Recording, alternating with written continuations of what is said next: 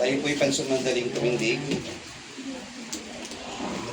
Ating pong basahin ng ating pong pagsambatayan sa aklat po ng unang kronika, Kapitulo 27, talatang 28. At sa mga puno ng ulibo at sa mga puno ng sikomoro na nanga sa mababang lupa ay si Baal Hanan na Gederita, at sa kamalig ng langis ay si Joas. Pagkapala po ang sumaatin sa muling pagkarinig ng kanyang mga banal na salita. Good morning po mga kapatid. Good morning! Isang mapagpalang araw at masayang araw mo din pinagkaloob sa atin ng ating mahal na Panginoon sa umaga po ito mga kapatid. Mukhang ayaw nyo pang tapusin yung pag-aaral kanina, ano po? Nasiyahan tayo sa pakikinig ng salita ng Panginoon. Umihirit pa eh. Pati yung ating diakono kanina, tagapagpawit natin kanina, hindi pa rin mapigil, ano? At kayo naman, ayaw nyo rin tumigil sa pakikinig. Talagang, ang tawag po kasi doon mga kapatid, yung gana sa pakikinig ng salita ng Panginoon, you are excited. Amen. No? Masaya kayo doon. Wala man lang nagtataas na tapusin muna natin yan. Hindi, talagang gusto nyo pa eh. Maganda po yun mga kapatid. Maganda po yun kasi sabihin, nasa atin yung pananabik na makakaya ng salita ng Panginoon. Amen. Sa umaga po ito mga kapatid, ang mensahe po natin dadalhin ay hinangunaman natin sa unang kronika, Kapitulo 27, talata ay 28. Kung kayo po ay naglilista mga kapatid, maganda po ay minumungkahin natin sa inyo lahat na maglista. Dahil meron po tayong pag-aaralan dito mga kapatid na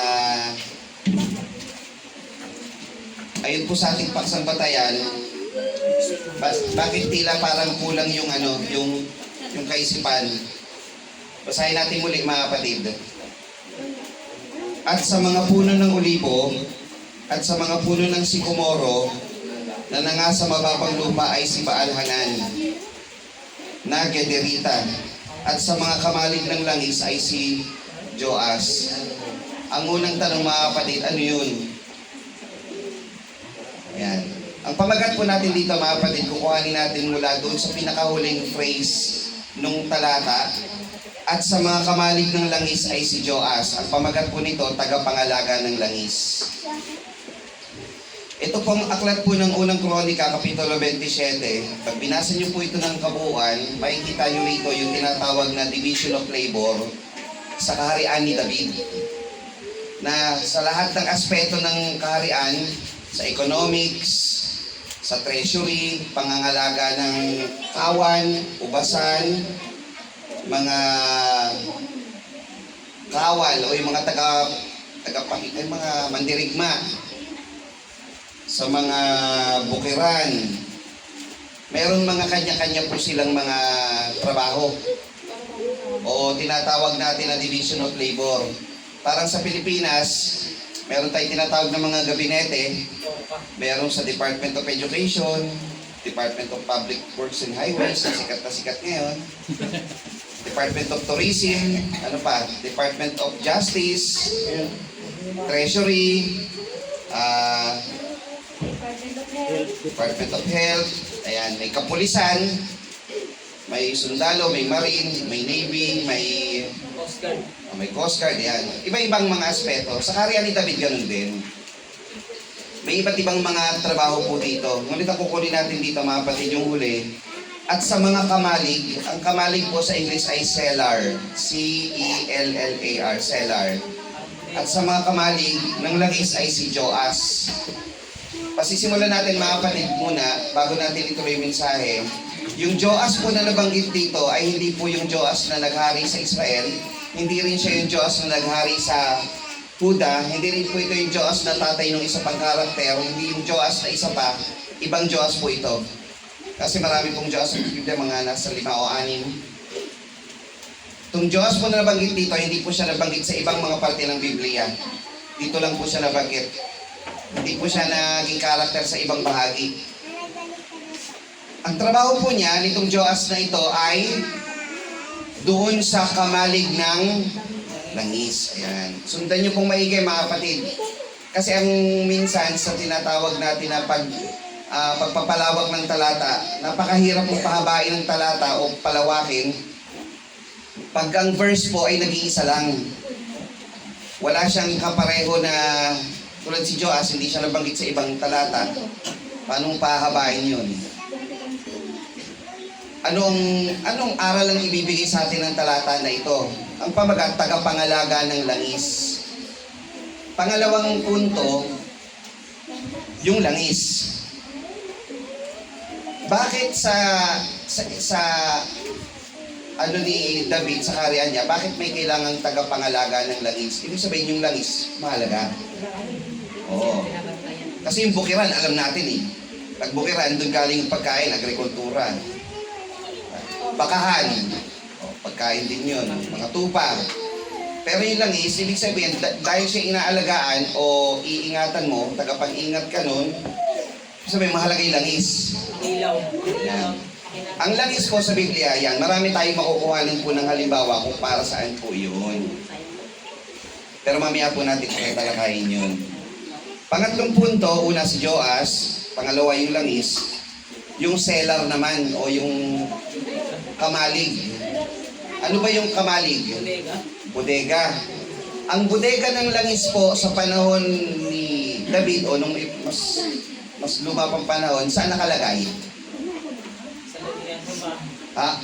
Sa loob ng bahay. Loob ng bahay? Sa banga? Hindi, yung banga nasa kamalig. Yung kamalig sa nakalagay. O yung bodega ng langis. Alam niyo po sa nakalagay?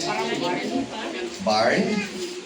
Ang kamalig po ng langis ay kasi po wala pang refrigerator noon. Sa ilalim po ng lupa nakalagay po yun. Kung ito yung bahay mo, may lote, huhukayan mo yun doon sa ilalim. Kasi walang refrigerator noon. Pag expose po yan, ano mangyayari sa langis? Maaaring masira o mapalis yan. Ibig sabihin, yung ilalim ng lupa, yung temperature noon, mas maganda kesa sa nasa ibabaw. Doon nakalagay. At doon nagtatrabaho si Joas. O yan, hindi lumalawak na, no? Sabi kasi, at sa mga kamalig ng langis ay si Joas.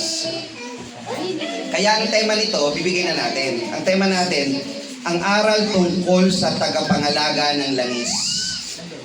Yan, ang aral tungkol sa tagapangalaga ng langis. Kanina, ating pong pinag-aralan, ang sabi, gawa. Ngayon, ang kukunin natin sa mensahe, sundan natin yung pag-aaral, ano yung mga specific na gawa na kailangan mong gawin. Sabi kasi, ipakita mo sa akin ng iyong pananampalataya na hiwalay sa mga gawa at sa magitan ng aking mga gawa, ipakikita ko sa iyo ang aking pananampalataya. Ngayon, anong mga gawa iyon? Ano yung mga gawa mo na pwede mong ipakita na maipapamalas mo naman ang iyong pananampalataya? Yan. Bigyan ko kayo ng sample, isa muna, no? Kanina sa tanong ng kapatid na Michael, pag may pumunta raw sa bahay, mga kapatid, paano niya may pakikita yung inyong gawa? Isnabin niyo. Pakita niya yung pagiging Kristiyano. Pero paano mo siya sasawayin sa paraang Kristiyano? Paano niya? Paano? Silang i-invite niyo. Aris na kusa yun. Oo, counterin niyo agad. Ay, mabuti ko yung ginagawa. Alam ko namin, gusto niya talaga ng tao, malinis sa masama. Mabuti naman ginagawa nila talaga eh. Nasa puso at isip niyan, mabuti yan eh. Hindi naman para magbenta ng drugs yan o ng baril yan, o di ba? Salita ng Diyos para sa kanila yon, sumusunod sila sa tagapamuno nila. Pwede anong gawin mo? Mabuti po yun yung ginagawa. Okay po yan, magandang simulain. Nga lang po, ang maganda, yung simulain nyo nasa tamang aral. Punta po kayo sa amin, ito po yung schedule ng aming gawain. O di ba? Hindi mo sila napakitaan ng masama, and at the same time, na ipakita mo sa kanya ang iyong pananampalataya. Alam niya na gagawin niyo sa susunod, mga kapatid. Kasi pag sinungitan niyo yun, pag pumunta pa lang sa pintuan niyo, Christian ba yun? O bakit minura ako? Bakit binusan ako ng tubig? O diba? O mali yun, hindi niyo napakita inyong gawa doon. Nakita niyo na technique? Pag meron kayong kaaway, ibigay niyo sa kanya yung mabuti. Pag may sabihin na natin bulaan yun, alam niyo na. Pero dahil ba siya bulaan, kailangan niyo na siyang gawa ng masama? Tao ba rin yun? Hindi. Irespeto mo yung kanyang pagiging tao dahil siya ay ginawa rin ayon sa imahe ng ating Panginoong Diyos. Diba? So, ang gagawin mo sa kanya, ang tamang paggawa, pakita mo yung pagiging Kristiyano mo, mababa. Okay yung ginagawa niyo po. Alam ko nagnanais din kayo ng kaligtasan. Kami po, malakas po loob namin, kami po nasa kaligtasan eh. Invite na lang po namin kayo. Di ba? Ang mahirap, sila maka-invite sa inyo. O, yun. Kaya dapat, alisto kayo. Pakita nyo yung inyong pagiging katiwala ng Diyos, tapat. Diba? O, wag nyo nang, wag na kayo mag-experiment. Sige na, tingnan ko nga yung sa inyo, punta ako sa inyo. Hindi gano'n, madadali ka doon. O, mag-iingat ka. Nakuha nyo mga kapatid yung technique? Yan. So dito sa aklat ng unang kronika, kapitulo 27, talatang 28, pinapakita dito si Joas, tagapag-ingat o tagapag-alaga sa kamalig, kung saan nandun yung langis. Dito po sa kapitulong ito, pinapakita rin yung division of labor sa mga trabaho. Ibig sabihin, makinig po sa isang kaharian, hindi pare-pareho ang gawain ng bawat isa. Hindi po lahat pwede sundalo. Yes. Sino magluluto? O pag uwi ng mga sundalo, gutom na yan, edi patay lalo yan. O kung lahat ay tagapagluto at may lumaban sa kanila, walang sundalo, patay din. Ay kung lahat ay tagapag-alaga ng baka, walang nagtatanim, o di kailangan may pagkakaiba-iba. So, yun ang matututunan natin dito sa Kapitulo 27. Diba? Sabi nga doon sa Roma 12:4, mayroong mga, basahin na lang po natin. Roma 12:4, dagdag muna natin.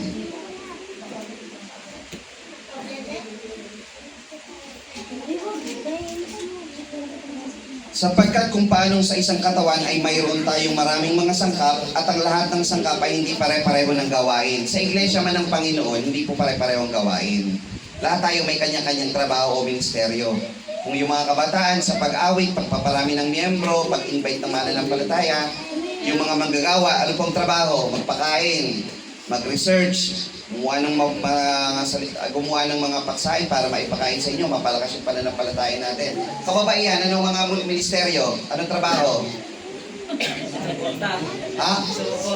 Suporta. Bukod sa suporta, yung suporta kasi, malawak pa yun eh. Ano yung specific? Maglinis ng kapilya, gumawa ng mga proyektong makapagpapasigla rin. Halimbawa, kung sa Kupang may CWF kami, Kupang Women's Fellowship. Ang ginagawa nila, pag nakita nilang yung ganitong parte ng kapilya, gusto lang i-project, pa-project nila yon. Nagpe-prayer meeting din sila. Nagdadalaw din sila ng mga kapatid. Di ba may specific na gagawin? Hindi po natin trabaho mag-criticize mga kapatid Pagdating ng kapilya, Songoy. Walang gano'n, hindi po trabaho yun hindi maganda yun Hindi po trabaho yun Yung mga bagay na makapagpapatibay sa pananampalataya o mga kalalakihan. Dito po mga kapatid, personally, masaya po ang inyong lingkod dahil nakakakita po na naman tayo ng potential po dito mga kapatid na future nating mga tagapanguna o mga ngaral ng salita ng Panginoon. May tapang po yung ating kapatid, mga aral. May tapang, very good. Bubuti po yan. Kasi madali po magturo ng kung paano gumawa ng paksa, pero yung willingness at yung tapang ang hirap po i-build nun. Pero nakikita ko may tapang po ito. Hindi, maraming paiiyaking to. Hindi basta-basta. Maraming paiiyaking mga bulaang mga ngaral to. Magbabalik. Magtutuloy lang. Diba? Yan. Magandang kinabukasan ng San Rafael mga kapatid. Tandaan niyo po yan. Pag musbong po lahat itong mga kabataan na to, isang magandang hinaharap po sa inyong lokal po ang inyong kakaharapin. Kaya dapat ang trabaho ninyong mga kababaihan, isupport natin lagi sila. Yan. At kayo rin mismo ang kalalakihan, ituloy po ninyo inyong ginagawa. May maganda kayong bukas na hinaharap mula sa Panginoon. Pangalawa mga kapatid, sa kaharian ni David, gumagawa sila ng iba't ibang mga trabaho. So tayo, di ba, ganun din. Ano ba ang main na trabaho ng isang Kristiyano sa panahon ngayon? Kasi noon, yun ang trabaho nila Sa ngayon, mga kapatid, yung Efeso 2:10, binasa niya po ito kanina Sabi rito, sapagkat tayo'y kanyang gawa, na nilalang kay Kristo Jesus para sa mabubuting gawa, na mga inihanda ng Diyos ng una upang siya nating lakaran. Tayo daw ginawa para sa mabubuting gawa. So kung sila, iniready ni David para sa mga kanya-kanyang gawain sa kaharian, tayo man daw, ay nilalang ng Panginoon para sa mabubuting gawa. You are designed para gawin yung kalooban ng Panginoon. Ang mahirap lang, yung isang kapatid, ayaw ko po. O kayo tatanungin, gusto nyo ba na kayo ay gumanap sa kung ano ang disenyo sa inyo ng Panginoon? Mga kapatid? Amen. Kasi yun ang disenyo sa atin eh. Para kung ang electric fan ay dinisenyo as electric fan, huwag mo siyang gagamitin bilang martilyo. Tama ba? Tama. Oo. Yung dati ng mga bata kami, may flashlight yung Everready, malalaking ganyan. Nung hindi pa uso yung mga ilaw ng poste. Ang disenyo ng flashlight para pang ilaw, hindi pang hataw. Diba? O hanger, yan. Sinelas. Para saan ba? Eh kayo, mga tao ng Panginoon, mga anak ng Diyos, saan ba kayo ginawa o dinisenyo? Manglait ng kapwa? Mangaway? Magpuno ng hate? Saan tayo dinisign? To do good deeds. Good works of the Lord. Yan. Dinadrive lang muna natin. At bawat isa sa atin ay mayroong tinatawag na katalagahan. Sa unang Korinto 12:7, unang Korinto 12:7, ang sabi po dito, at may iba't ibang paggawa, tatapwat iisang Diyos na gumagawa ng lahat ng mga bagay. So tayo may kanya-kanyang ministeryo. Okay po ba mga kapatid? Naniniwala po kayo, kanya-kanya tayo? Oh. Pero iisa lang yung ating pinagtatrabahuhan ng ating Diyos. Kanya-kanya tayo ng gagawin. Oh. With that introduction, mga kapatid, sa aking introduction, o isa pa, patibayin muna natin yung kanya-kanya tayong gawa, no? Efeso 4:16, dagdag muna natin ito. Na dahil sa Kanya'y ang buong katawan ay nakalapat na mabuti at nagkakalakip sa magitan ng tulong ng bawat kasukasuan. Ayon sa paggawang nauukol sa iba't ibang sangkap, ay nagpapalaki sa katawan sa ikatitibay ng sarili sa pag-ibig. So kahit daw tayo may kanya-kanyang ministeryo, yung bawat ministeryo nagkakaisa yan sa isang layunin. Ano yung layunin nun? Papurihan ng Diyos, paglingkuran ng Diyos, palakasin ng bawat mananampalataya o kapatid mo sa pananampalataya upang ang iglesia maging lalong malakas sa kanyang katawan. Di ba ang katawan, yun ang iglesia? Ikaw yung kamay, yung isa naman yung paa, yung isa yung leeg, likod, shoulder to lean on ka. So lahat tayo, sama-sama sangkap, ang ulo natin ang ating Panginoong Diyos o ang ating Panginoong Jesucristo. Ngayon with that introduction, mga kapatid, babalikan natin yung ating pagsambatayan. Ang sabi po dito, si Joas ay tagapag-alaga doon sa kamalig. Anong klaseng langis po ang tinutukoy dito sa unang Kronika 27? Saan po galing yung langis? Langis siya ng ano? Sabi po doon, at sa mga puno ng olibo. So olive oil. Yan. Olive oil. Alam niyo po ba na itong olive oil ay marami pong mga uses, benefits and uses. Isa po dito mga kapatid, yung lagi nating nalalaman po dito sa Biblia, yung sa Exodo 29:7. Lista niyo po ito, karagdagang ano po ito mga kapatid. Exodo 29:7, ang sabi, saka mo kukunin ng langis na pangpahid at ibubuhos mo sa ibabaw ng kanyang ulo at papahiran mo ng langis siya. Ginagamit ang langis na ito sa pangpahid o pang-anoint. Kaya yung mga hari, pagka sila'y nagiging hari, pinapahiran o binubuhusan ng langis ang kanyang ulo. Meron din po itong ginagamitan sa Levitico 2:1. Exodo, Levitico 2:1.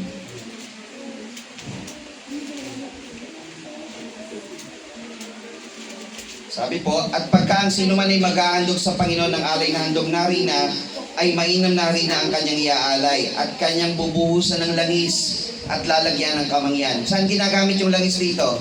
Sa paghahandog.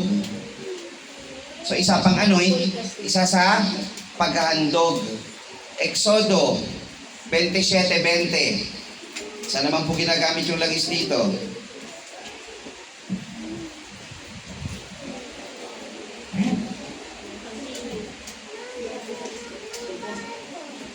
At iyong iutos sa mga anak ng Israel na sila'y magdala sa iyo ng taganas na langis na binayong oliba na pangilawan upang papagningasin palagi ang ilawan. So, saan ginagamit yung langis? Pagpaningas, gatong. O, di ba? Para sa langis sa ilawan. Sa unang hari, 5:11. Saan ginagamit yung langis po dito? Ito maganda to mga kapatid, itong part na to. Unang hari, 5:11. At binigyan ni Solomon si Hiram ng 20,000 takal na trigo na pinakapagkain ng kanyang sangbahayan. At 20 takal na taganas na langis. Ganito binigyan ni Solomon si Hiram sa taon-taon. Saan ginagamit ang langis? Sa kalakalan. Palitan ng kalakal. Oo, kumbaga, ito yung bigay ko sa inyo. Kung si Hiram naman, may ibinibigay naman sa kanya. Marker? Oo, barker. Barter. Barter pala. Barter. Palitan ng kalakal. So, imbis na pera, ito yung pinapapalit. Si Hiram kasi alam mo na gano'n naman ng punong kahoy naman ang ibinigay kay Solomon. Yan. So, yun yung ano nila, di ba? Kaya pala iniingatan yung langis. Halaga. Kasi pag wala yung langis, ano yung pampapalit mo? Diba? Mahalaga siya. Lucas 10:34. Ito, alam niyo po ito. Lucas 10:34. At lumapit sa kanya, tinaliin ang kanyang sugat na binuhusan ng langis at alak, at siya isinakay sa kanyang sariling hayop, at dinala siya sa bahay tuluyan at siya inalagaan. Yung mabuting Samaritano. So yung sugatan, binuhusan niya ng alak at langis. Yung alak para saan? Disinfectant. Yung langis para saan? Moisturizer. Para hindi, para hindi Lumaga. mamaga. Yan. Moisturizer yun. Pag kasi natuyo, mabubulok yun. Para sa 80. So ginagamit siya for health reason o gamot. Panggamot. Marcos 16:1. At least meron kayong mga kapatid, meron kayong idea sa langis. Pinapabigat natin o pinapaano natin yung ano ba yung gamit ng langis. At ang makaraan ng Sabat, si Maria Magdalena at Mariang ina ni Santiago at si Salome ay nagsibili ng pabango upang sila magsiparoon at siya'y pahiran. Yung pabango na ito is oil din. Ano yung pagpahid na pabango na to? Pang-imbalsamo. Pinuntahan nila yung libingan ng Panginoong Jesucristo, papahiran, pang-imbalsamo din yung langis. Ibig sabihin, mga kapatid, ang langis ay Halaga. mahalaga. Kaya nga sabi doon sa nag-aayuno, kung tayo daw mag-aayuno, pahiran mo ang ulo mo ng langis, huwag mo ipapakitang nagdurusa ka for grooming purposes naman. Sabi, kailangan maayos ka pa rin pag nag-aayuno ka. Kasi yung iba akala ang pag-aayuno, kailangan mukha kang marumi, mukha kang hirap na hirap, hindi ganun pag-aayuno. Nagluluksa ka. Oo, mukha nagluluksa. Ganun, hindi ganun. Pag sinabi mga kapatid kanina, kailangan tayo gumagawa. Si Joas, imagine niyo, kung siya'y tagapangalaga ng langis, paano ba inaalagaan ng langis? Ngayong alam nating importante siya, di ba? Nakita niyo na, ang dami niyang gamit, uses. Si Joas, paano niya inaalagaan o iniingatan ng langis? Ini-stock. Ini-stock? Ingatan sa mga kasama baka nakawit. Alam niyo ibig sabihin ng salita? May asawa kayo, ingat. Ano ibig sabihin ng ingat? O, itong gamit na to, ingatan mo. Ano ibig sabihin ng ingat? Pahalagahan. Ano ibig sabihin ng pahalagahan? Importante.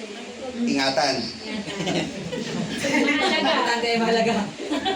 Ang ibig sabihin kasi ng ingat, mga kapatid, bawa, ang gamit ay kailangang ingatan. Ang kahulugan ng pag-iingat, gamitin sa tamang purpose. Ang electric fan, ingatan nyo yan. Ibig sabihin, gamitin nyo sa tamang purpose. Huwag na gumagamit, patayin. Bawa, yung motor. O, ingat ka sa pagmumotor. Ano ibig sabihin? Gamitin mo yung motor at skill mo sa tamang purpose. Huwag kang dadaan sa hindi dapat daanan. Huwag kang hindi titingin sa mga traffic lights. Kasi nag-iingat ka nga. Ibig sabihin, gamitin mo yung purpose ng pagmumotor. Kasama doon yung traffic enforcement o traffic rules. Yung sarili, iingatan mo, gagamitin mo lang sa tama yung sarili mo. Yan ang sabihin ng ingat. O, pag sinabing pahalagahan, pag hindi naman kailangan gamitin, huwag mong gamitin. Yun ang pagpapahalaga naman.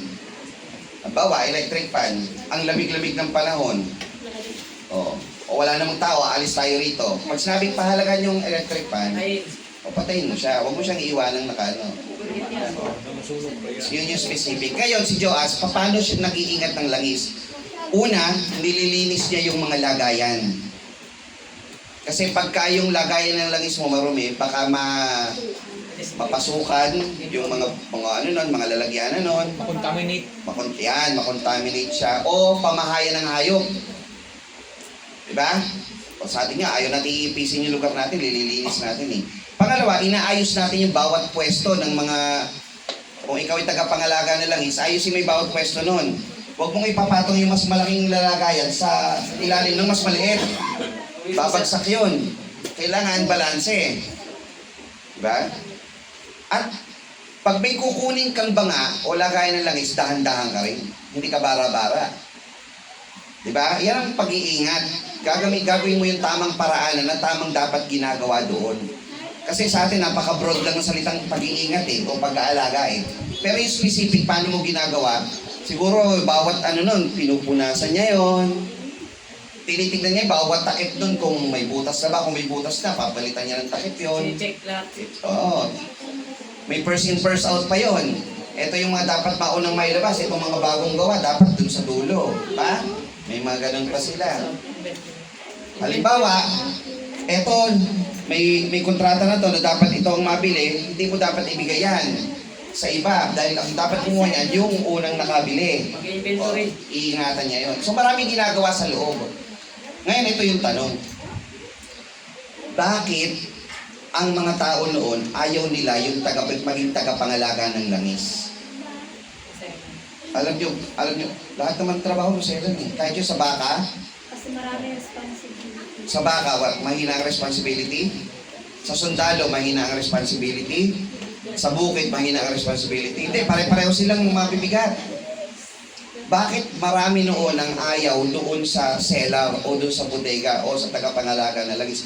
Bagaman alam nilang mahalaga yon. Alam niyo kung bakit? Takad siguro yung tao. Ha? Tamad. Hindi, alam niyo kung bakit? Ang unang-unang po kasi nun, mga kapatid, ang disadvantage nun, wala kang kasama. Nandun ka. Para kang set aside. Walang nakakakita kung pag dumating ba, nagpamiting yung bawat ay yung hari, lahat ng bawat tinanong, o kamusta kayo dyan? Pag nagpaliwanag ka ng trabaho mo, parang walang maniniwala, walang nakakita ng ginagawa mo May mapopromote ba nang hindi nakikita yung ginagawa? Pwede ba yun? Yung sundalo, pag nakita ng kasama mo, ang tapang yan, daming napatay niyan, pwedeng ma-promote yun. O yung tagapag-alaga ng baka, hindi lang naman siya yun, merong nag-aalaga din. Pero yung tagapangalaga ng langis, nakatago yung Sila yung lupa. pangalawa, mabaho doon. Mainit. Madilim. Nagtrabaho na ba kayo na mag-isa? Wala kayong kausap paghapon magdamag? Napanis yung laway. Wala rin internet doon. Walang wifi doon. Sila cellphone. Walang wifi doon. Ilaw lang. So talagang ayaw nila doon. May disadvantage yung magtrabaho doon. So tinan nyo yung pagsambatayan natin, ang iksi lang, pero ang haba pala niya. No? Pero ano ang hinihingi ng isang hari sa isang trabahante sa kamalig? Tapat. Yan. Pag ikay trabahante sa kamalig, ano ang dapat na katangian meron ka? Tapat ka, matyaga ka. Yung determinasyon mo, yung focus mo, kailangan kakaiba, hindi po pwedeng basta-basta. Kasi doon sa bukid, hindi ka maiinip Pag may ibon lang na dumaan, magbilang ka lang ng puno, ng ibon, ng panahon. Diba? May kausapin mo yung alaga mo, kulitin mo minsan. Yung banga, sasagot ba yun? Ang laro mo lang siguro doon, yung echo mo babalik lang sa'yo.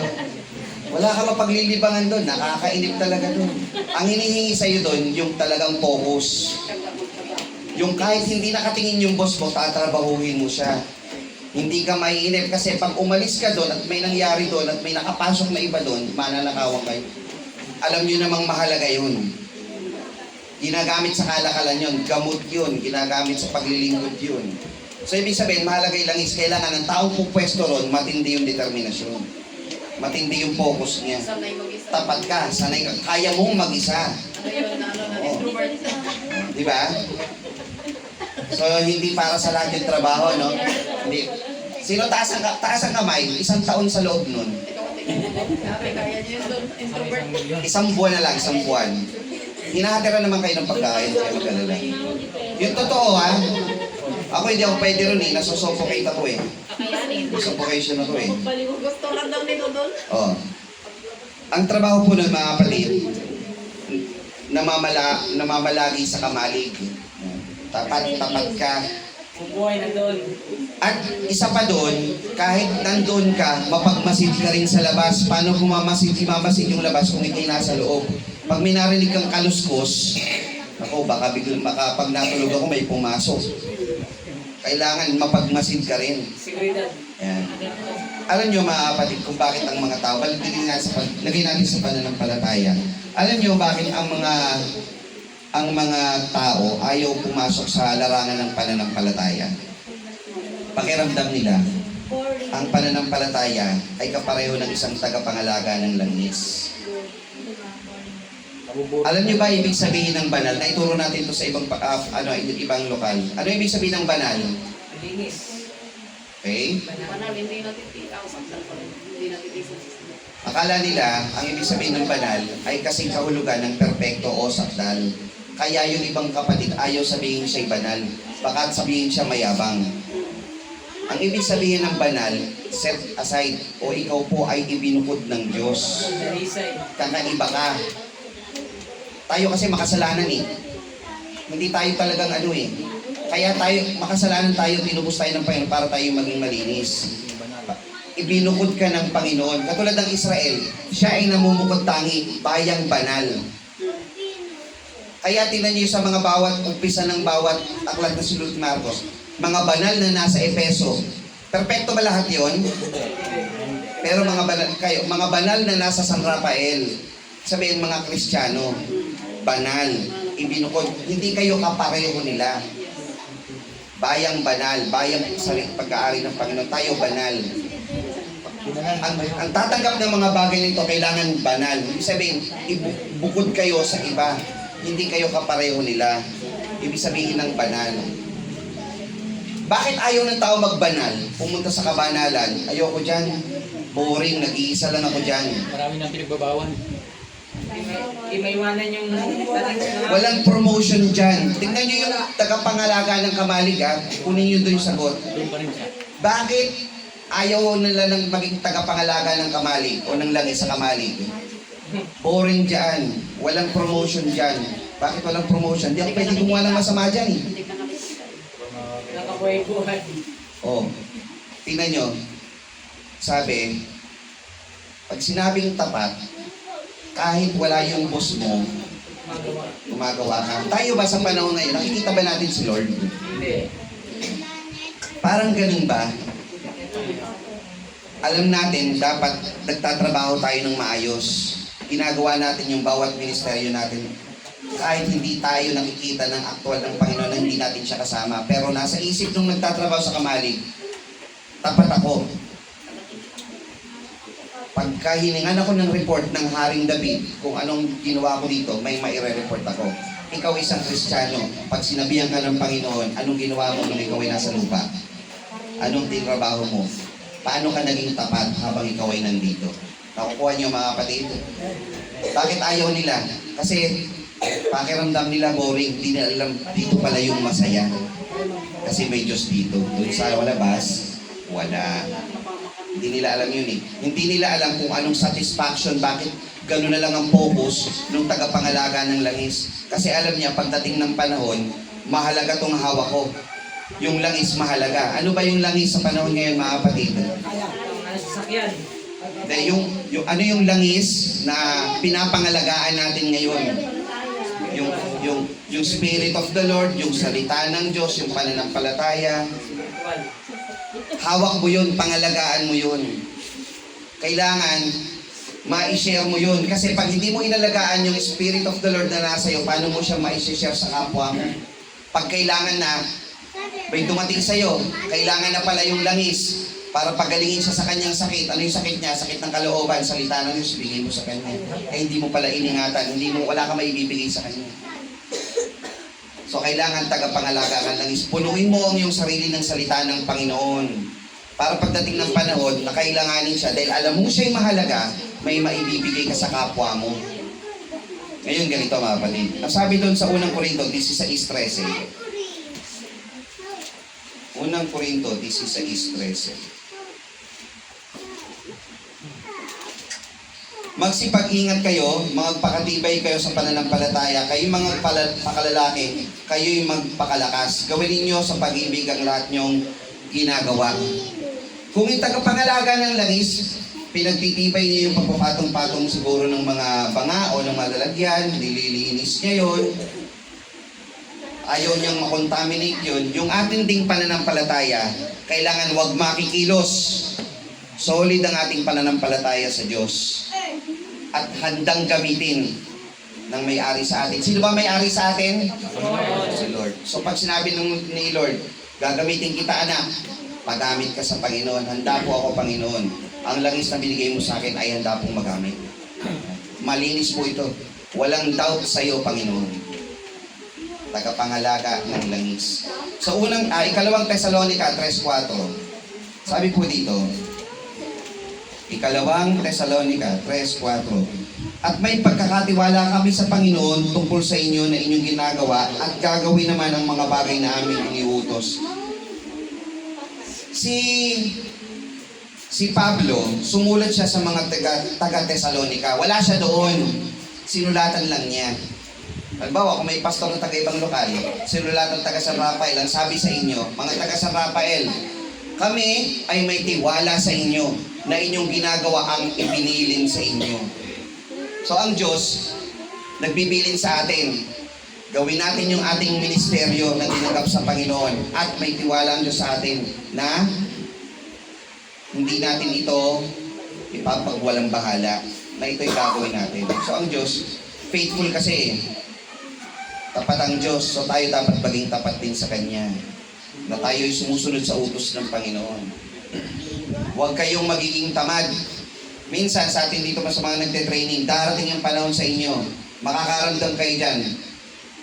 Sa punto ninyo na, parang ayoko na. Pag dumating yung punto na yun, tandaan nyo to. Yun na yung panahon na kailangan nyo lalong lakasan ang inyong pananampalataya. Kasi pag nalampasan nyo yun, ang tibay nyo. Kasi pagka hindi nyo naramdaman yun, ibig sabihin hindi kayo sinusuko. Sinusuko kayo. Doon sa tagapangalaga ng kamali, dumadating sa kanya ron. Imposibleng hindi.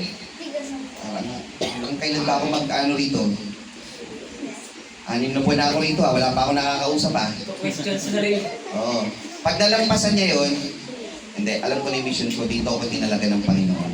Ganun yung mga kapatid. So sa ating mananampalataya, minsan naiisip nyo, ang tagal naman dumating ng Panginoon, ang dami ko ng problema. Pero pag nalampasan niyo yun, sasabihin nyo sa inyong sarili, hindi. Pagsubok to ng Panginoon na hindi dapat ako umiwalay sa Kanya. Kasi ako, tagapangalaga ako ng langis. Ngayon mga kapatid, sa huling parte po ng mensahe, nakita natin kung anong disadvantage ng isang tagapangalaga ng langis. Una, walang tao na nakamasid. Hindi rin komportable. Walang init ng araw. Wala kang kausap. Wala kang kasama. Hindi rin ito pinapansin. Diba? Tingnan natin yung walang tao na nakamasid. Sa Kawikaan 15:3, walang nakamasid sa iyo di ba? Nagtatrabaho ka. Ang mga mata ng Panginoon ay nasa bawat dako na nagbabantay sa masama at sa mabuti. Bagaman walang tao na nakatingin sa iyo, pero ang mata ng Diyos nakamasid sa ginagawa mo. So huwag kayong mawawalan ng pag-asa. Kung pakiramdam nyo, gumagawa kayo ng mabuti at walang nakapapansin, hindi na-a-announce, okay lang yun. Hindi po natin kailangan ng pagpuri ng tao na maganda ang yung ginagawa. Bakit puro siya na lang ako, di ako napapansin? Okay lang yun, basta ituloy mo yung gampanin mo sa Panginoon. Ang mata ng Diyos nakatingin sa iyo. Kasi yung iba ayaw kasi ng walang recognition. Kailangan may May award. O may papel na kita ko ngayon gano'n yung may award, may picture. Ba't di ako pinicture, hindi ako tinawag? Okay lang yun. Sa Panginoon, counted na yung ginagawa mo. Tandaan niyo yun mga kapatid. Hindi daw komportable. Hindi komportable yung iyong trabaho. Sa Mateo 16:24, ano po yung pinapayo naman ng Biblia? Mateo 16:24. Na magkagayon sinabi ni Jesus sa kanyang mga alagad, kung ang sino mang tao yung ibig sumunod sa akin ay tumanggi sa kanyang sarili at pasanin ang kanyang krus at sumunod sa akin. Expected na rin pala natin talagang hindi komportable. Kasi ang payo, ang magtiis hanggang wakas, maliligtas. Kung wala kang titiisin, wala kang kaligtasan. Sabi nga doon sa isang paglalarawan, ilagay natin sa church page yun eh. Yung silversmith, yung gumagawa ng silver, nilagay natin sa page yun eh. Sabi nung nag-field trip, pumunta sila doon sa gumagawa sa horno. Yung isang doon, panday na gumagawa ng silver, tinanong nung nag-field trip, Sir, Manong, paano nyo malalaman kung okay na yung silver item na ginagawa nyo, halimbawa, baso na silver, paano nyo malalaman na okay na yung ginagawa nyong baso na silver na yan? Ang sabi nung panday, kapag nakita ko na yung sarili ko dyan, okay na yun. Ano ibig sabihin nun? Malinaw. Malinaw na. Pero talagang ibig sabihin nun, nakikita ko na yung aking sarili dyan. Parang salamin lang. Hindi, nakapalo sa sarili niya yun. Kayo mga kapatid, nilalang ayon sa larawan ng Diyos, sa mabubuting gawa ng ating Panginoong Diyos. Kailan matatapos yung ating trabaho? Kapag nakikita na ng Diyos, yung nakikita nyo na inyong sarili, na ginagawa nyo na yung gusto ng Panginoon. Nakikita na si Lord sa inyo. Tatanggal na lahat ng dirt, tatanggal na lahat ng dumi doon sa silver, doon sa pilak. Puro na siya. Pag kayo naging puro na, tapos na yung trabaho. Nakikita na yung Diyos sa inyo. Sasabihin ng mga tao, sa Mateo 5:17, kayo ang ilaw ng sanglibutan, ipakita ninyo ang inyong mabubuting gawa sa lahat ng mga tao upang malaman nila na may Diyos. Pupurihin nila ang Diyos sa magitan ng inyong mabubuting gawa. Nagre-reflect na sa inyo ang Diyos. Pag naglalakad kayo dyan, anak ng Diyos yan. Yun yung silver. Paano ba nasa silver yun? Sinusunog, nililiha, pinupukpok, Proseso. sinasaktan yung silver. So tayo daw, hindi komportable ang pagiging isang Kristiyano kasi magtitiis tayo ng marami para maging puro tayo kagaya ng isang pila. So expect nyo na talagang masasaktan kayo, magtitiis kayo, magtapat ka hanggang kamatayan at bibigyan kita ng putong ng buhay. Ang magtiis hanggang wakas, maliligtas. So kahit tayo mahirapan, okay po pala yun. Kasi yun pala yung plano ng Diyos. Wala kang kasama doon sa kamalig. Kahit wala kang kasama, ano po sabi dito? Dito sa sanglibutan, doon sa classroom mo, kung ikay nag-aaral, sa trabaho mo, ikaw lang ang Kristiyano. Ayaw nila maging Kristiyano kasi set aside ako sa ginagawa nila, ako lang mag-isa rito eh. Parang ganun yun. Diba? Anong sabi? Basahin na nga natin Mateo 5:17. Sabi po doon,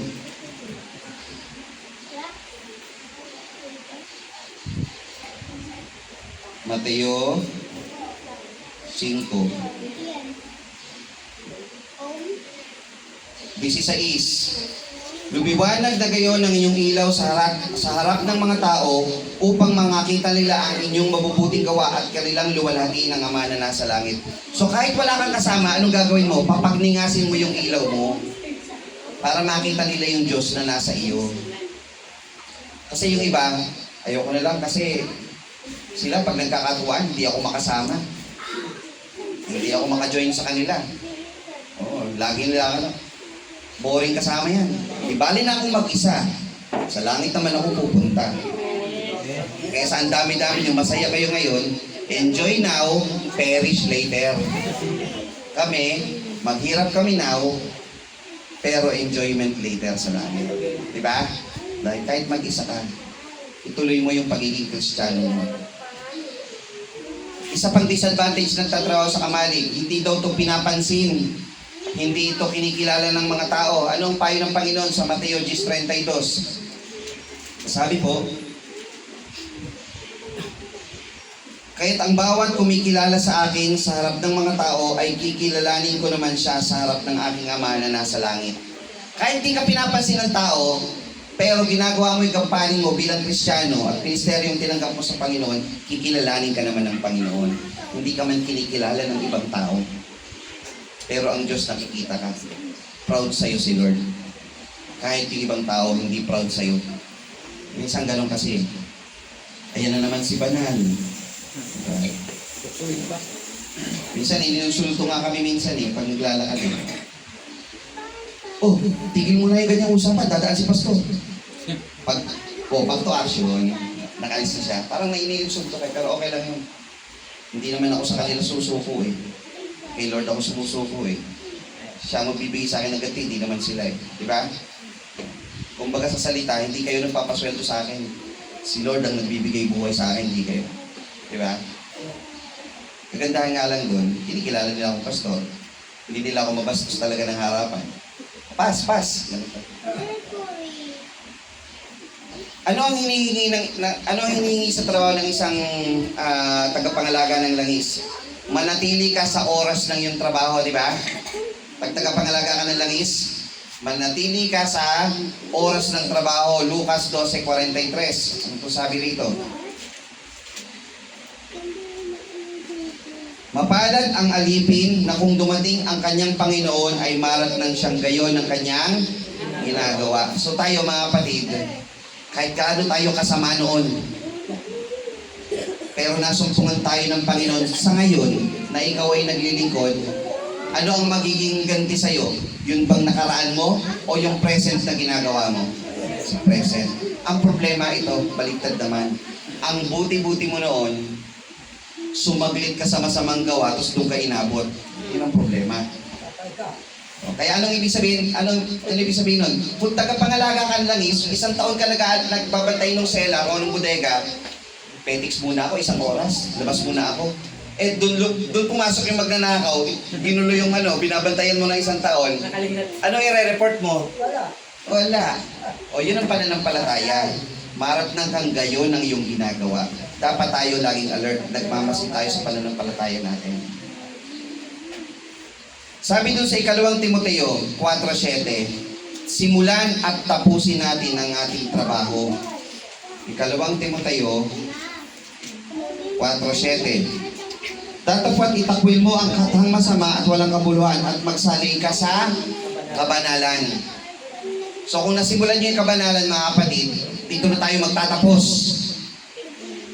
May balak pa bang umalis? Mga kapatid, dito tayo magtatapos sa kabanalan. Masiyahan tayo sa ibinigay ng Panginoon sa bawat isa sa atin. Manatili tayong tagapangalaga ng langis ng Panginoon.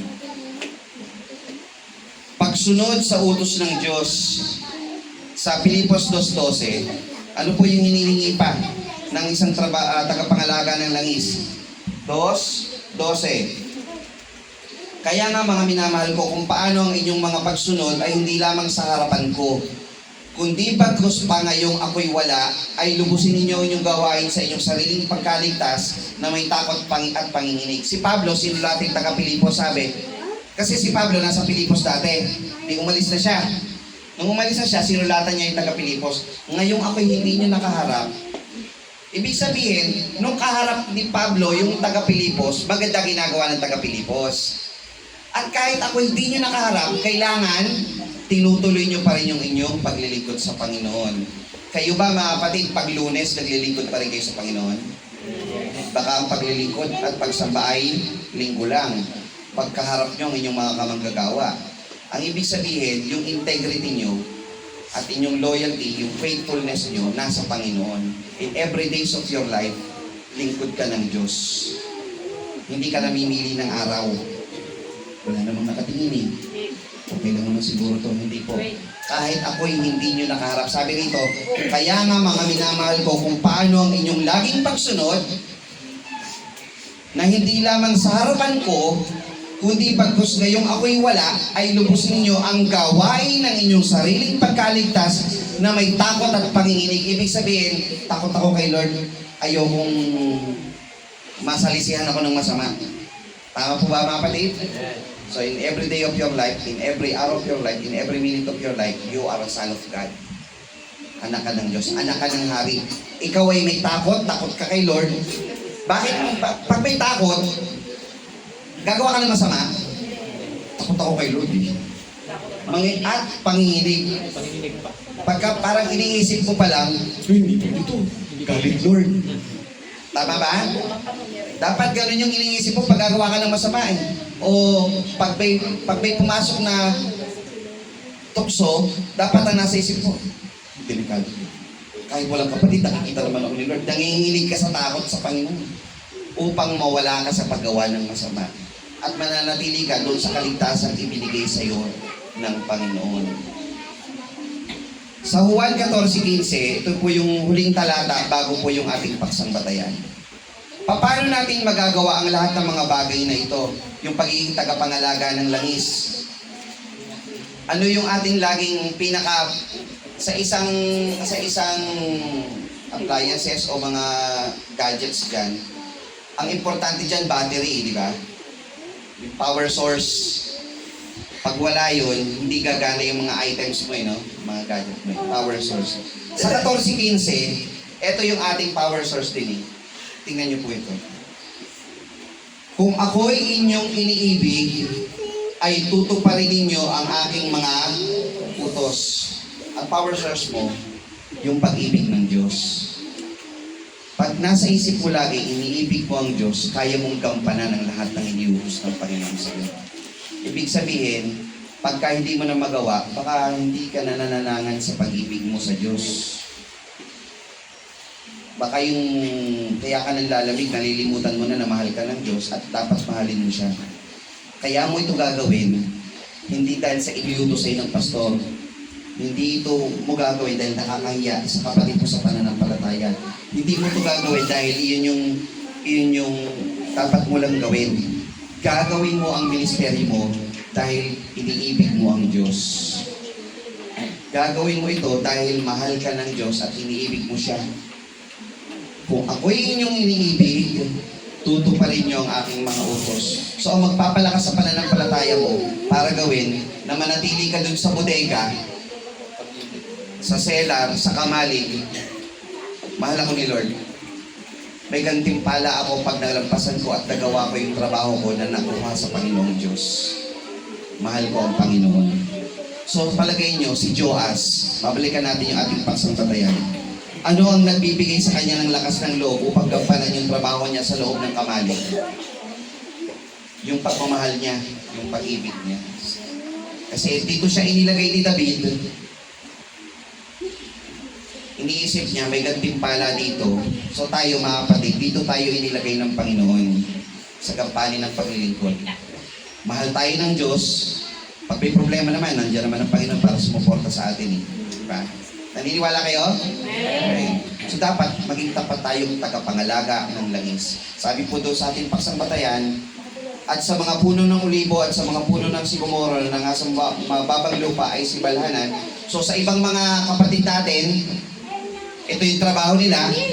Sa ibang kapatid na pananampalataya, ito naman yung trabaho nila. Ano yung trabaho mo? At sa kamalig ng langis ay si Joas. At sa pupuri sa Panginoon, sa paglilingkod sa Panginoon, ay ako. Ganun naman ngayon sa inyo. Sa paglilingkod sa Panginoon, ay ako. Sa pag-aawit, ako. Diba? Dapat gano'n naman yung conversion itong talata ko sa inyo. Sa ganitong trabaho, ako naman, Lord, gamitin mo ako bilang tagapangalaga ng langis at tagapag-ingat ng langis sa iyong katawan. Muli, isang magandang umaga sa inyong lahat. Ang pinarating natin lingkod. Magandang umaga po sa inyo at marapin nawa po ay meron tayong muling natutunan sa mga salita ng Panginoon sa bawat sa atin. Purihin ng Panginoon tayo po ito, hindi gawitin natin ang tinapay ng